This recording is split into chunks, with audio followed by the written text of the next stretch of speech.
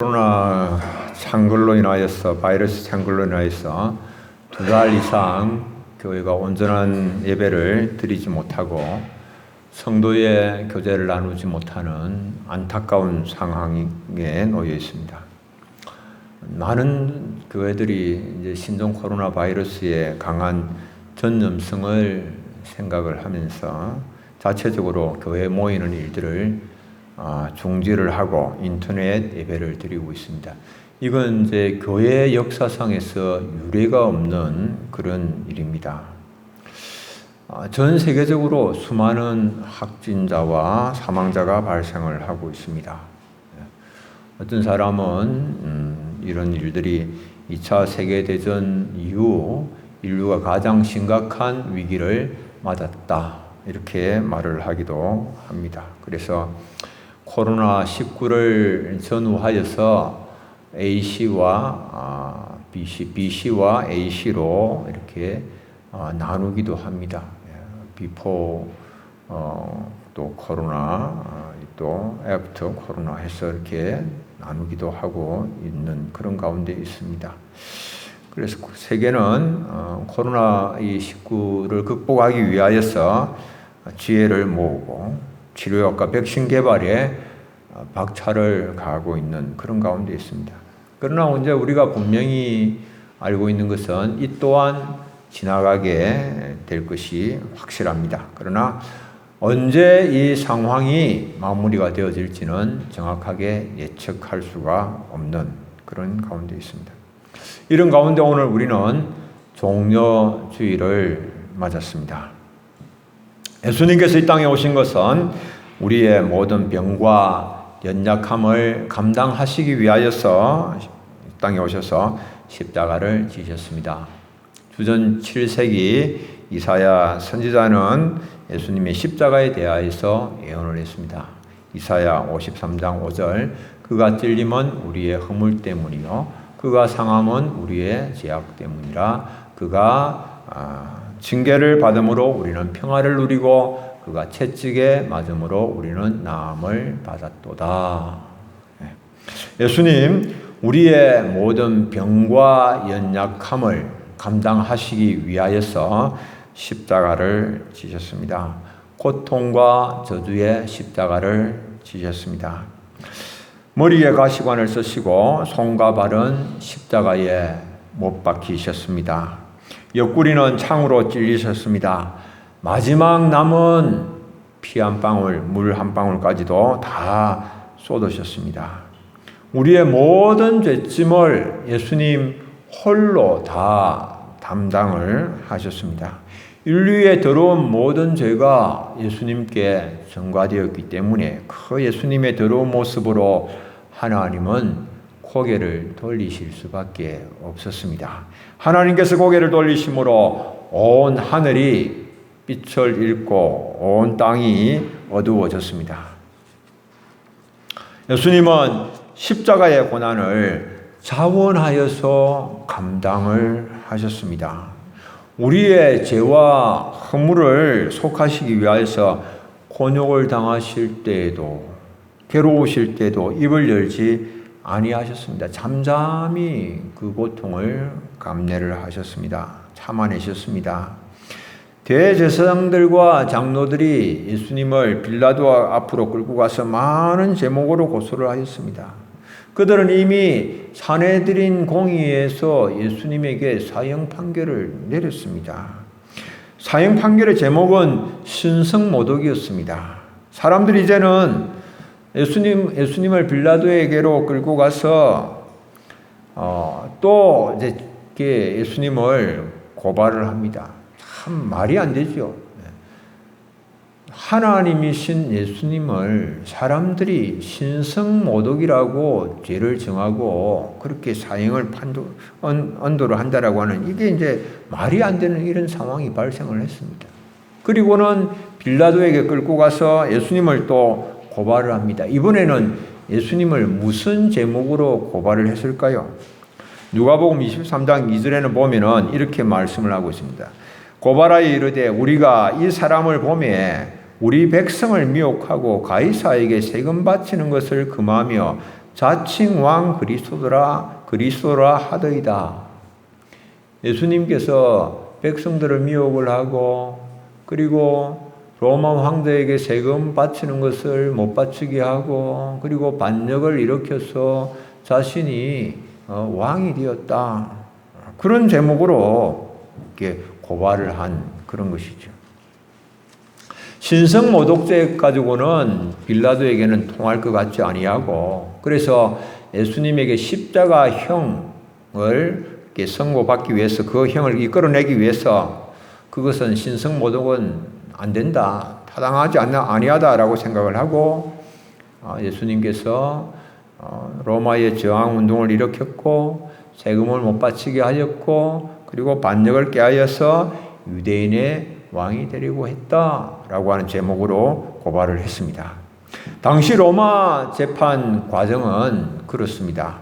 이 재판정이 원고 측으로부터 고소유를 듣습니다. 그리고 피고에게 몇 마디 질문을 합니다. 그리고 나서 피고의 변론을 듣는 과정으로 이렇게 진행이 되는데 이런 과정을 몇 번 반복을 하다가는 배심원들의 의견을 듣고 그 다음에 판결을 내리게 됩니다. 이런 재판 절차에 따라서 빌라도는 대제사장들과 장로들의 고발을 들었고 그리고 예수님께 질문을 한 겁니다. 당신이 유대인의 왕인가? 물었습니다. 그러니까 예수님께서 그에 대하여서 예수님은 네가 말하였다. 그렇게 이제 이야기를 합니다. 네 말이 옳도다라고 대답을 합니다. 실제 빌라도는 다 알고 있습니다. 이 유대인의 대제사장들과 서기관들이 시기함으로 인하여서 예수님을 빌라도에게 끌고 왔다라고 하는 이 사실을 다 알고 있습니다. 그러나 묻지 않을 수가 없는 거죠. 그들이 고발을 하니까. 그래서 네가 유대인의 왕이냐라고 물은 겁니다. 그 말에 대하여서 예수님은 네 말이 옳다. 이렇게 답변을 하신 것입니다. 서로 간에 약간의 차이가 있습니다. 뉘앙스 차이가 있습니다. 이 빌라도가 물은 것은 네가 로마 황제의 반역을 하여서 네가 유대인의 왕이 된 것이냐? 반역을 하여서 네가 유대인의 왕이 되었느냐? 정치적으로 유대인의 왕이 되었느냐라고 그렇게 물었습니다. 그러니까 이에 대해서 예수님께서 말씀을 하신 것은 유대인의 왕이다라고 예수님 말씀을 하신 것은 예수님은 정치적인 왕이 아니라 메시아이심을 말씀을 하신 그런 것입니다. 당시에 이 유대인의 왕은 이방인들이 이해하고 있던 메시아에 대한 별칭이었습니다. 그러니까 나는 메시아다라고 그렇게 예수님께서 대답을 하신 거죠. 그러니까 막 대제사장들과 장로들이 더 거짓 고발들이 막 이어집니다.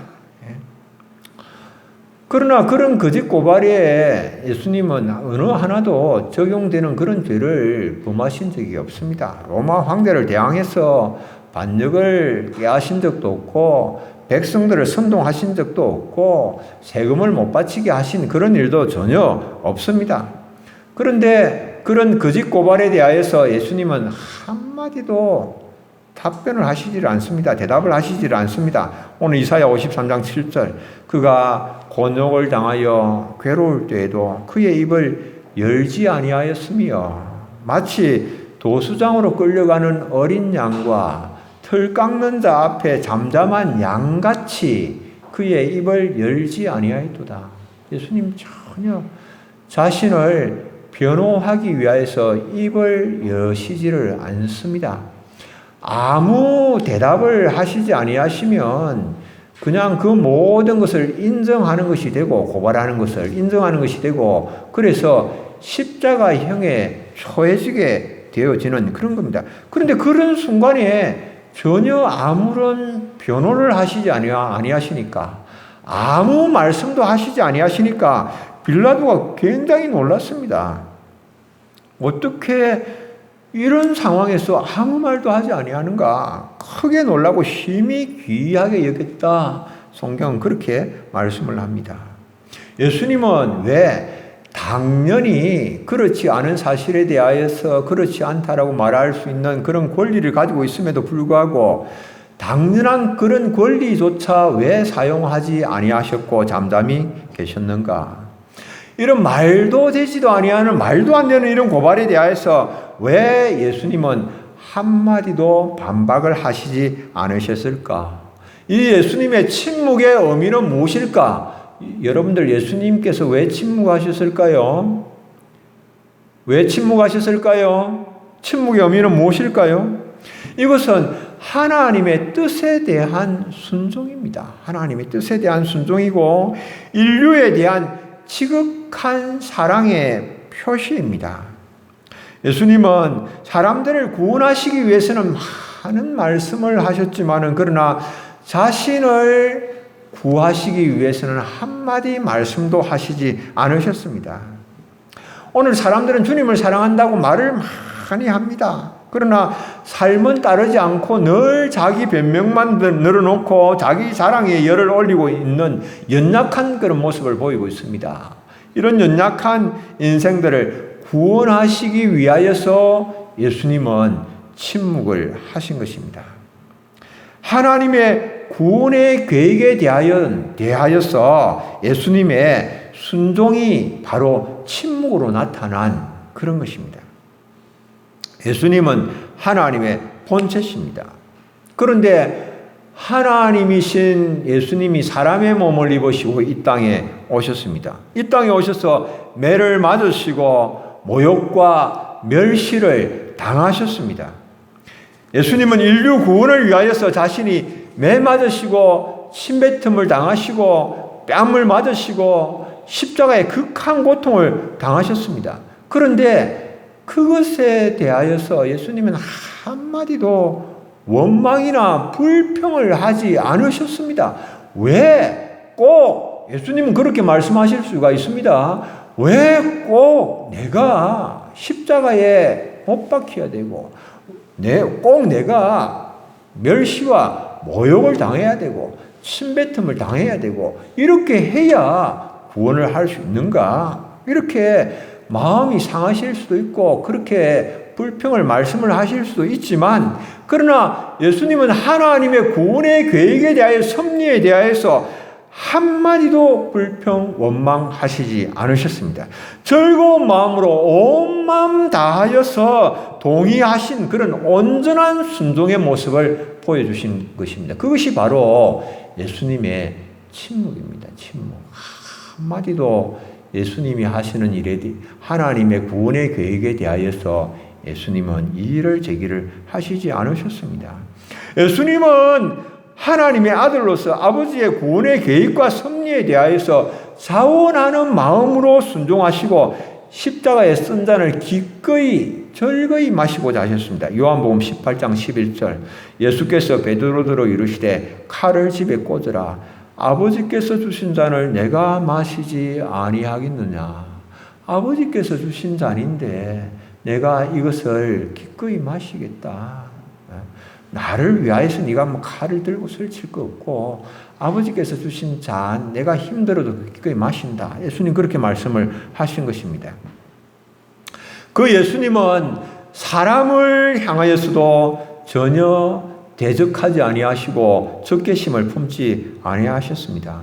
예수님은 서기관들과 바리새인들의 이 외식과 위선에 대하여서 아주 매섭게 신랄하게 비판을 하셨습니다. 그러나 개인적인 악감정을 품으시거나 그들의 대적을 하시거나 비난하시지는 않으셨습니다. 예수님 불법적으로 매질을 당하시고 멸시와 모욕을 당하실 때조차도 그들에게 대한 적개심을 품지는 않으셨습니다. 요한복음 18장에는 보면은 예수님께서 이렇게 말씀을 하십니다. 예수님을 치는 자들에게 대하여서 내가 말을 잘못했으면 그 잘못 말한 것을 너희들이 한번 말을 해봐라. 내가 말을 잘못한 것이 없다면은 왜 어찌하여서 나를 치느냐. 이렇게 예수님 말씀을 하십니다. 적개심을 가지시는 것이 아니라 예수님을 치는 자들에 대하여서 정당하게 이의를 제기를 하셨습니다.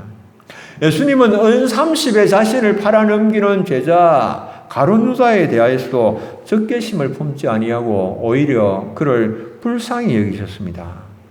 예수님은 자신이 고난을 당하는, 십자가의 고난을 당하는 극한 상황 가운데서도 마지막 순간에도 자신을 십자가에 못 박는 자들을 위하여서 예수님은 기도하셨습니다. 누가복음 23장 24절. 이에 예수께서 이르시되 아버지 저들을 사하여 주옵소서. 자기들이 하는 것을 알지 못함이니이다 하시더라.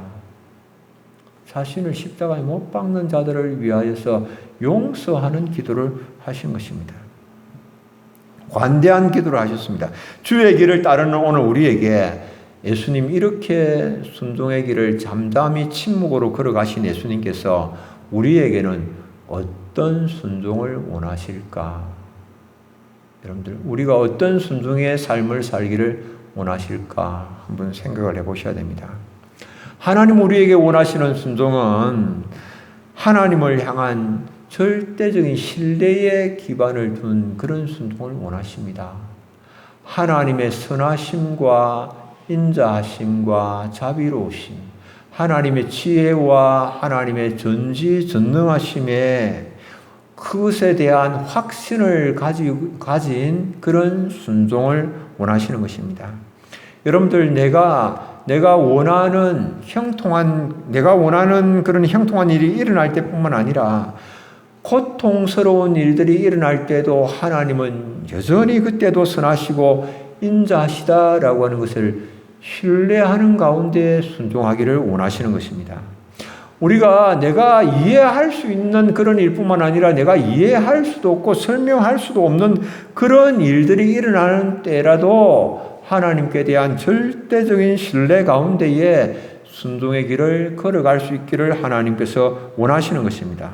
오늘 우리가 정말 이 어둡고 절망적인 그런 상황 가운데 있다 할지라도 하나님은 마침내 우리를 영원한 하나님의 나라로 인도해 주시리라고 하는 그 분명한 확신 가운데에 순종의 길을 걸어가기를 원하시는 그런 것이죠. 여러분들, 오늘 코로나19로 인하여서 굉장히 세계가 힘든 가운데 있습니다. 경제활동이 완전히 침체된 그런 상태에 있습니다.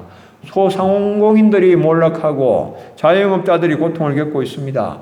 우리 정관만 해도 문을 닫고 있는 가게들이 얼마나 지금 많습니까? 문을 열고 있어도 전혀 수고의 대가를 얻지를 못하고 있습니다. 유지가 되어지지 않는 그런 상황입니다. 이게 이제 유통을 잘 할 수가 없고 자꾸 지역 차단을 하고 그러니까 1차, 2차, 3차 산업 전체가 지금 침체하고 있습니다. 여러분들, 1차 산업에서 막 이렇게 생산을 해도 이게 지역 차단을 하니까 이게 판매를 할 수가 없는 거예요. 그러니까 미국 같은 데서는 지금 우유를 막 짜내가지고는 그 지역 차단이 되니까 우유를 가서 팔아야 되는데 못 파니까 우유를 그냥 내다 버리고 있는 그런 상황이에요. 감자가 막 생산이 많이 되고 있어도 어떤 곳에서는 양식이 없어서 지금 고통을 당하고 있는데 그거 이제 지역 차단이 이루어지고 있으니까 그게 이제 유통을 못 시키고 하니까 그거 그냥 버리고 있는 그걸 그냥 짐승들의 사료로 막 10분의 1 가격도 못 받고 넘기고 있는 그런 상황에 있다라고 하는 그런 겁니다. 그 얼마나 지금 어려운지 모릅니다. 산업 전체가 침체가 되고 있는 그런 상황입니다. 그러나 우리는 이런 가운데서도 하나님의 선하심을 신뢰해야 됩니다. 이런 가운데서도 우리 하나님께서 하고자 하시면 얼마든지 역전이 일어난다라고 하는 것을 우리가 믿어야 됩니다. 확신을 해야 됩니다. 하나님께서 하고자 하시면 이런 때 1차, 2차, 3차 산업이 내려앉는 일들이 일어날지 모르지만은 또 하나님께서 4차 산업혁명 시대를 앞당기는 그런 일을 하실 수도 있는 그런 것입니다. 그래서 우리가 어려울 때이지만은 예수님께서 하셨던 것처럼 우리가 원하는 것이 이루어지지 않는다 할지라도 나의 원하는 것이 아니라 아버지의 원대로 되기를 원합니다. 이 고난 주간에 기도하시면서 힘들고 어려운 일이 닥칠지라도 주님 가신 그 길 바라보면서 기도하시면서 나아갈 수 있는 우리 교우님들 되시길 바랍니다. 두 번째, 하나님께서 원하시는 순종은 좀 관대한 태도를 기반으로 한 그런 순종을 원하십니다. 형제를 향하여서 좀 관대한 태도를 가지기를 원하십니다. 우리가 힘들고 어렵다고 해서 형제를 미워하거나 악한 마음으로 대적하는 그런 행동을 해서는 안 됩니다. 우리는 마귀에 대하여서는 용납하면 안 됩니다. 마귀에 대해서는 관대한 태도를 가지라고 성경은 말씀을 하지는 않습니다. 마귀에 대해서는 어떻게 해야 될까요? 마귀는 대적을 해야 됩니다. 야고보서 4장 7절 함께 한번 읽어보겠습니다. 그런즉 너희는 하나님께 복종할지어다. 마귀를 대적하라. 그리하면 너희를 피하리라. 아멘. 사람을 고통으로 몰아가는 마귀적인 그런 일에 대하여서는 적극적으로 대적해야 됩니다. 적극적으로 대처를 해야 됩니다. 2018년 하반기부터 일어난 N번방 사건이 발생을 했습니다. N번방 사건은 텔레그램 N번방과 박사방에서 발생한 엽기적인 그런 성착취 사건을 말합니다. N번방과 박사방을 개설 운영한 가해자들이 미성년자를 포함한 일반 여성들을 대상으로 성착취 영상을 찍도록 협박을 하고 해당 그런 영상을 텔레그램 이 비밀 대화방에서 판매하는 그런 잔인한 행각을 저질렀습니다. 연약한 여성들, 어린 여성들의 삶을 망가뜨리면서 자신들의 더러운 욕심을 채우고 그것을 돈벌이 수단으로 삼았습니다. 아주 악독한 일입니다. 반인륜적인 그런 사건입니다. 이런 일들은 철저하게 응징을 해서 재발되는 것을 막아야 됩니다. 대적하지 아니하면 막을 길이 없습니다. 그들 스스로 알아서 그런 일들을 중단할 것을 기대할 수가 없습니다. 부패하고 타락한 심성을 가진 인간이 이런 악마적인 일을 하면서 자기 스스로 뉘우치고 돌이키고 하지를 않는 겁니다. 본인 스스로 대적할 이런 것을 그만둘 그런 멈출 수 있는 힘이 없는 겁니다. 그래서 대적하여서 그런 일들이 더 이상 발생하지 아니하도록 막아야 되는 그런 것이죠. 이 박사방 조주빈이 잡혀가지고는 그렇게 말을 했습니다. 내가 그런 악마적인 일을 하면서도 멈출 힘이 없었다. 멈출 수 없었던 악마적인 삶을 멈춰 주셔서 감사한다. 입에 발린 말, 동정을 살려고 하는 말일 수도 있겠으나 그러나 실제적으로 부패하고 타락한 인간들은 멈출 힘이 없는 그런 것입니다. 우리는 마귀의 공격 앞에 연약한 인생임을 기억을 하면서 서로 불쌍히 여겨야 됩니다. 불쌍히.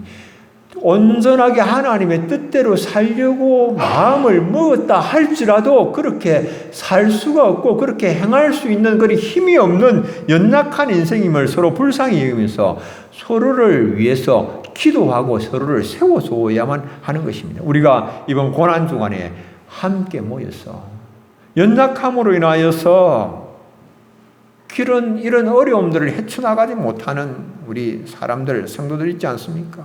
자신의 힘으로 감당할 수 없는 그런 무거운 짐을 지고 있는 사람들, 자신의 힘으로 풀 수 없는 풀기 어려운 그런 문제로 인하여서 그것에 이렇게 묶여서 고통당하는 사람들, 코로나19로 인하여 고통 중에 있는 그런 사람들을 위하여서 우리가 합심하여서 기도할 수 있기를 원합니다.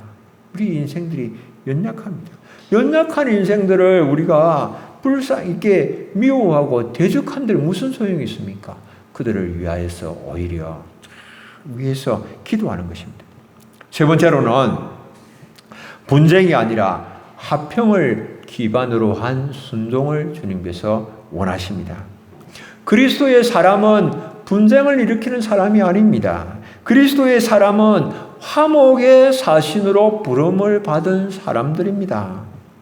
이번 우리가 4.15 총선이 이제 거의 조금 아직 10일 정도 남았습니까? 10일 정도 남았습니다.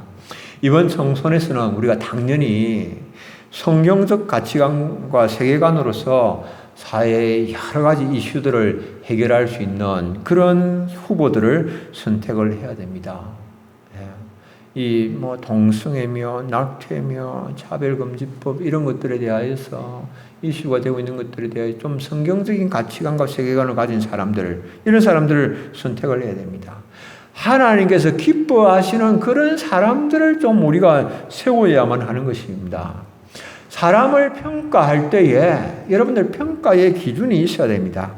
분열과 다툼을 조장하는 사람보다도 화평을 도모하는 사람들을 좀 더 귀하게 소중하게 여길 수가 있어야 됩니다. 개인의 이익보다도 전체의 이익을 더 소중하게 여기는 사람을 좀 귀하게 우리가 여길 수가 있어야 됩니다. 분열과 다툼이 아닌 용서와 화해를 추구하는 좀 통합적인 마음의 태도를 가진 사람을 귀하게 생각하고 그런 사람들을 여러분들 선택을 해야 되는 그런 것입니다. 여러분들 종교는 좀 깊이가 있어야 됩니다. 기독교가 좀 깊이가 있어야 됩니다. 오늘날 많은 사람들이 기독교가 깊이가 없다 그렇게 말합니다. 그래서 깊이가 없어서 교회를 내가 떠난다라고. 기독교가 깊이가 없다고 교회를 떠나서 천주교로 가고 불교로 가고, 기독교가 깊이가 없다고 해서 가난한 성도가 되고 있는 사람들 꽤나 있습니다. 여러분들 성도들은 자기가 보고 싶은 것만 보면 안 됩니다. 자기가 듣고 싶은 것만 들으면 안 됩니다. 사실 여부 확인도 하지도 않고 함부로 말해서는 안 됩니다. 그렇게 하는 거 좀 조심을 해야 됩니다. 사람들은 자기 신념에 따라서 정보를 선택하고 수용하고 해석하려고 하는 그런 경향이 있습니다. 이게 확정 편향성입니다. 우리가 그런 것 조금 극복을 해야 됩니다. 조금 우리가 조화롭고 균형을 유지하는 그런 가운데서 이런 확정 편향 이런 것들 좀 오류를 극복을 하고 좀 다른 사람들과 더불어서 다른 사람들을 이해하고 좀 화목하게 살려고 하는 그런 마음을 좀 가져야 됩니다. 그런 마음 가운데에 순종의 길을 걸어가기를 주님께서 원하신다라고 하는 것입니다. 네 번째, 용서를 기반으로 한 순종을 주님이 원하십니다. 예수님은 십자가의 고통이 크게 달한 그런 상황에서도 자신을 십자가에 못 박는 사람들을 위하여서 용서하는 기도를 하셨습니다. 아버지, 저들을 사하여 주옵소서. 자기들이 하는 것을 알지 못함이니이다. 그런데 여러분들, 우리가 예수님을 믿는 사람들이, 예수님을 따라가는 사람들이 우리가 형제간에 생각에 좀 차이가 있다고 해서, 형제간에 좀 서로 다르다라고 해서, 생각이 다르다고 해서 원수처럼 생각하면서 지내면 어떻게 되겠습니까? 좀 사고방식이 다르다고 해서 형제를 원수처럼 대하면 어떻게 되겠습니까? 한때 작은 실수가 있었다고 해서 그것을 용서하지 못하고 죽을 때까지 그걸 마음이 꽉 품고 가면 어떻게 되겠습니까? 하나님 아버지를 우리가 함께 모시고 있으면서 형제간에 용서하지 않으면 하나님의 마음이 좋으시겠습니까? 그런 우리의 모습을 보시면서 형제를 용서하지 못하겠다라고 말하는 사람에게 성경은 엄중한 경고를 날리고 있습니다. 여러분들 엄중하게 경고합니다. 마태복음 18장 35절 함께 한번 읽어봅니다. 너희가 각각 마음으로부터 형제를 용서하지 아니하면 나의 하늘 아버지께서도 너희에게 이와 같이 하시리라. 아멘. 형제를 용서하지 아니하는 사람 하나님께서 기뻐하시지 않습니다. 하나님의 은혜 받기가 힘듭니다. 하나님의 사랑 받기 어렵습니다. 우리는 고난주간을 맞습니다. 고난주간에 주님께서 왜 침묵하셨는가? 주님의 침묵의 의미를 좀 더 깊이 생각을 해야 됩니다. 함부로 말하는 것을 좀 조심해야 됩니다. 잠언 11장 12절 지혜 없는 자는 그의 이웃을 멸시하나 명철한 자는 잠잠하느니라. 지혜 없는 자는 이웃에 대하여 함부로 말하고 인격적인 모독을 가하고 아주 말을 모질게 하고 그래서 꼼짝 못하도록 그렇게 하고는 자신이 내가 한 방 날려놓으니까 급소를 쳐서 이제는 꼼짝 못한다. 그리고 자신이 승리했다라고 그렇게 생각을 합니다. 여러분들 그렇지 않습니다. 그렇게 하는 것은 어리석은 일이요. 마귀적인 그런 일입니다. 마귀가 원하는 일입니다. 마귀가 원하는 일은 당장은 내가 유익이 되는 것 같고 승리한 것 같고 그렇게 보일지 모르지만은 그러나 곧 그것이 모두를 해롭게 하는 것이고 망하게 하는 일이다라고 하는 것을 알아야 됩니다. 이 선조 임금 때에 서울 성문 밖에 허우라는 선비가 살고 있었습니다. 귀신이 하나 붙었습니다. 이 귀신을 떨쳐내기 위해서 이 허우가 온갖 방법을 다 사용을 해봤지만은 안 되는 거예요. 그러니까 이제 허우가 생각을 하기를 이럴 바에야 내가 차라리 귀신과 잘 사귀는 것이 좋겠다. 그래서 이제 귀신을 잘 대접을 하고 기분을 좋게 이렇게 해서 이제 귀신과 친구가 되었습니다. 친구가 되어서 어느 날 허우가 귀신에게 이제 물었습니다. 사람들이 무당을 불러서 구슬하고 제사를 하면 드리면 복을 준다는데 참말이가 물었어요. 그러니까 귀신이 대답을 합니다. 먹을 때뿐이다. 100번 잘해줘도 한 번 섭섭한 마음이 들면은 우리는 그동안 준 복을 한꺼번에 다 가져와 버리고 거기에 화를 던져준다. 그렇게 대답을 한 겁니다. 여러분들 귀신 아무리 잘 대접해도 결국에는 귀신에게는 화를 당하는 겁니다. 귀신은 우리를 행복하게 해주려고 잘 살게 해주려고 역사하는 게 아니에요.